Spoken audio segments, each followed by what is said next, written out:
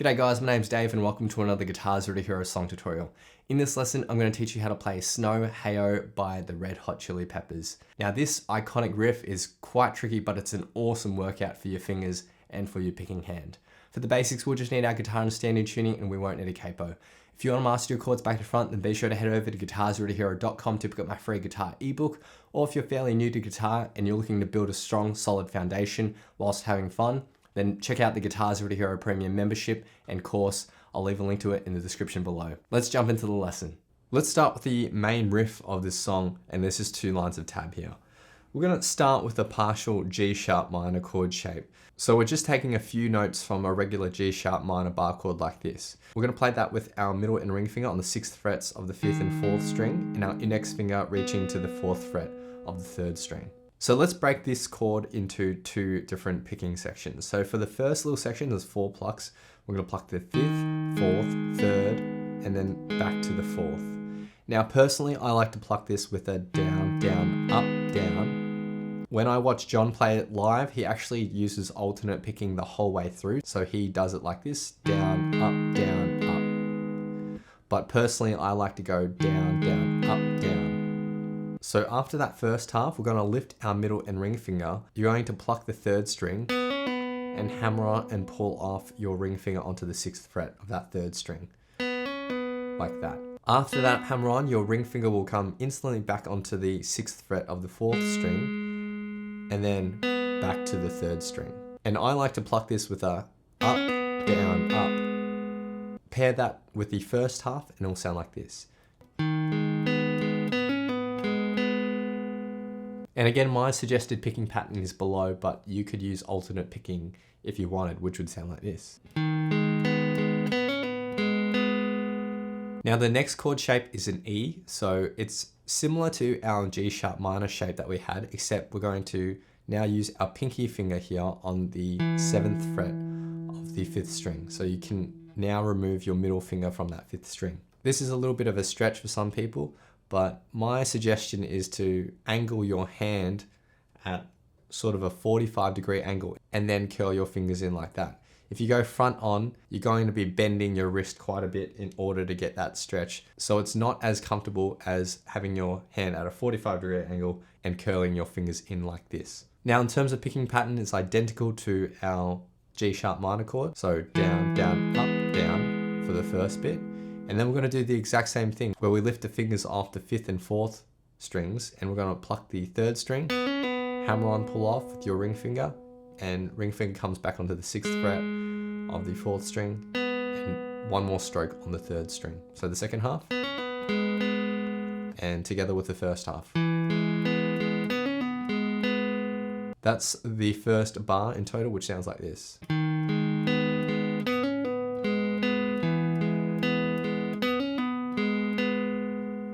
The next chord is a B, so it's the exact same shape as our E chord, except we move everything to the 6th, 5th, and 4th strings. The picking pattern's identical, except we're playing the 6th, 5th, and 4th strings now, and that will sound like this. And for the final chord, we have an F sharp. What we're going to do is take our ring finger here, which is currently on the 6th fret of the 5th string, hit it, and slide it up to the 9th fret. And then place your middle finger on the 8th fret of the 4th and index finger on the 6th fret of the 3rd string. So our first pluck is that slide in and then down, up, down on the 4th, 3rd, and 4th strings. And then we're going to pluck the 3rd string. At this point, you can lift your ring and middle finger and hammer on and pull off onto the 8th fret of the 3rd string. Then ring finger onto 8th fret of the 4th string and back to the 3rd string pluck. So the F sharp in total. And in total for the first line of tab.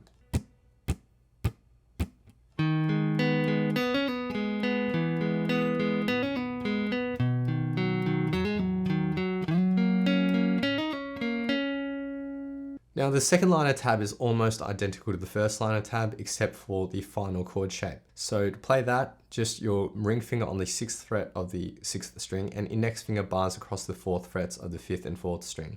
Our picking pattern's identical to our previous chord. So 6th, 5th, 4th, 5th, and then lift your ring finger, hit the 4th string, hammer and pull off onto the 6th fret, and then 5th and 4th string to end it. So the final chord. And the second line of tab.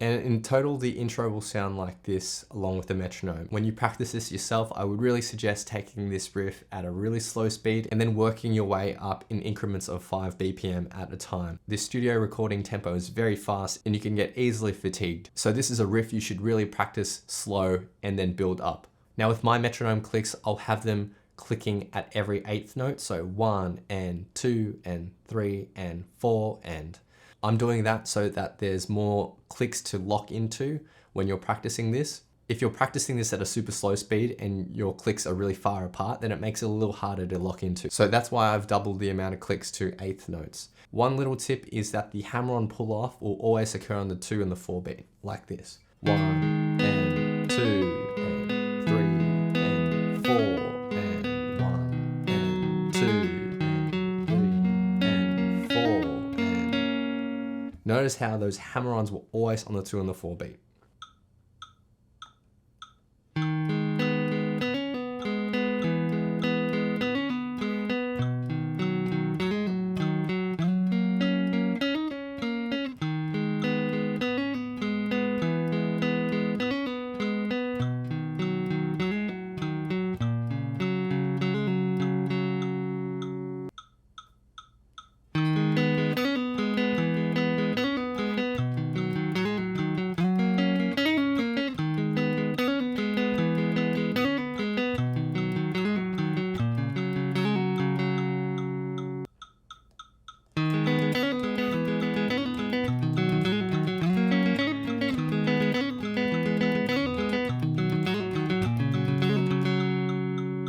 Okay, so that main riff is played for a good portion of the song, and then we get to the pre-chorus, which has 3 lines of tab.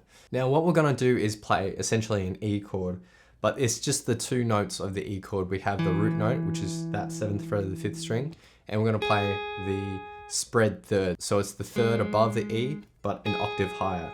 So that's our G sharp note. Now we're going to play that with our index and ring finger. And what you want to do is actually mute all the other strings. And we do that by lightly resting our index finger across all the strings except for the 5th string, which it's pushing down. And you can also mute the 6th string by lightly having your index finger touch below that 6th string.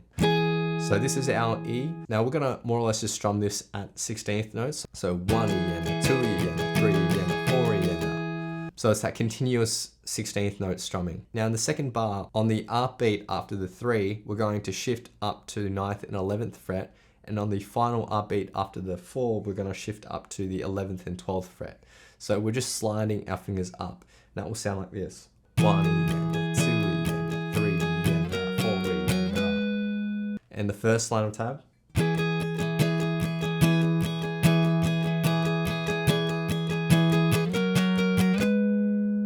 Now in this position for the next line of tab, we're just gonna basically continue this for a full bar. 1 E and a 2 E and a 3 E and a 4 E and a. And for the second bar, continue on, except on the upbeat after the 2, we're going to go with our middle finger on the 11th fret of the 1st string. So, and then on the downstroke after that, we'll just sort of focus on that root note, the 11th fret. So. And then pinky on the 14th fret of the 2nd, downstroke again, then ring finger on the 12th fret of the 2nd string with the upstroke. And so far. After this point, we're going to shift down to this 9th and 11th fret, and then we're going to go down, up, and then shift down 2 more frets to our original E position with a down, up. And from the change point,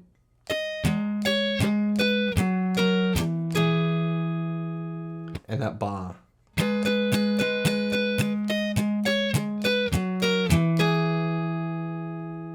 And then for the 3rd line of tab, it's just this E shape strummed at 16th notes for 2 full bars. So pre-chorus number 1.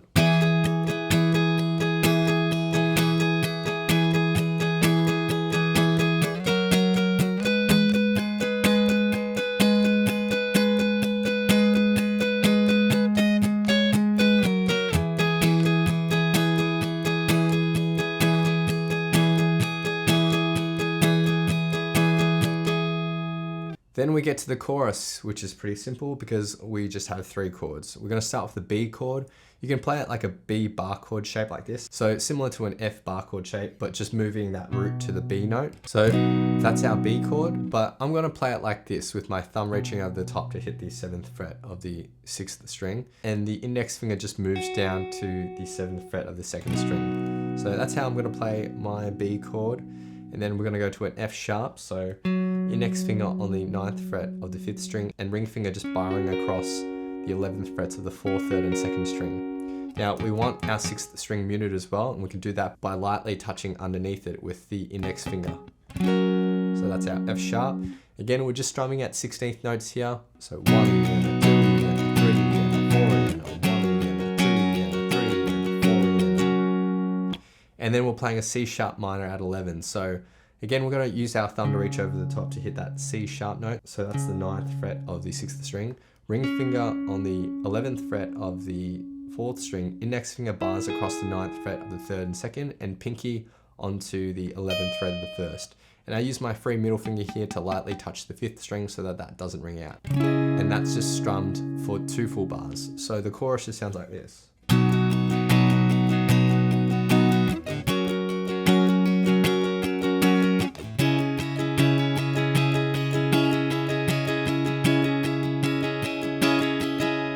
Then we go back to the main riff after that chorus. There's another pre-chorus. Now this second pre-chorus is slightly different to the first pre-chorus, but it's more or less the same. So you could play the first pre-chorus if you wanted to, but I'll just teach you this variation of the second pre-chorus. So everything's identical except for the second line of tab. So when we're here at 11th and 12th positions, we're going to strum this for 1.5 bars and just move down to our 9th and 11th fret position on the 3 beat in the second bar. So 1E and a 2E and a 3 and a 4E and a 1E and a 2E and a 3 and a 4E and then back down to the E position for the final 2 bars. Then we have another chorus, and that chord progression is basically repeated through to the end of the song. As the song progresses towards the end though, there are some additional guitar overdubs, so I'll teach you those. In terms of guitar tone, I add a distortion pedal and some flanger to make it sound a little bit funky.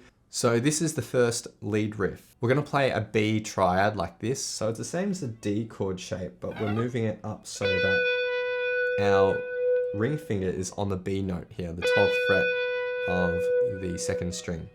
Now we're just going to pluck 1st, 2nd, 3rd, 1st, 2nd, 3rd, and 1st string. So now for the final note of this bar, we're going to shift down to an F sharp triad shape like this. So index finger on the 9th fret of the 1st string and middle and ring finger on the 11th frets of the 2nd and 3rd string. We'll hit that 1st string on the end beat after the 4 there. So 1 and 2 and 3 and 4 and... Now in this F sharp position, we'll play basically the same picking pattern that we had for the B. 1 and 2 and 3 and 4. But on the end beat after the 4, we'll move to this shape here. So index finger on the 11th fret, middle finger on the 12th fret of the 2nd, and ring finger on the 13th fret of the 3rd string. So hit that on the end beat after the 4. So the second bar, 1 and 2 and 3 and 4 and... And for the next line of tab, we'll play the same picking pattern here for this shape. 1 and 2 and 3 and 4. And at this point, we'll start strumming at 16th notes. And 1 and 2 and 3 and 4. And I just end on that 4 beat and the riff is repeated. So the riff in total.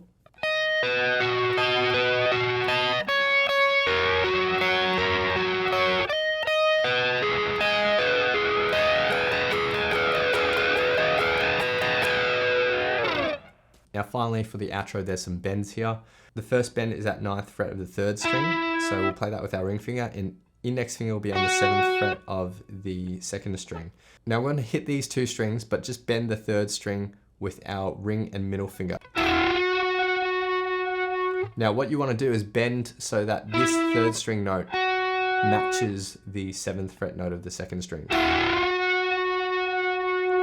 Like that, and then we're going to do the same at 13th and 11th. And then we'll change to the 1st and 2nd strings, and we'll have our ring finger on the 19th fret here, and index on the 16th fret of the 1st. The first two bends are held out for 1 bar, and that third bend is held out for 2 bars. So 1 and 2 and 3 and 4 and 1 and 2 and 3 and 4 and 1 and 2 and 3 and 4 and 1 and 2 and 3 and 4 and. For the second line of tab, we started the same, but then we end with this bend here on the 11th and 9th fret.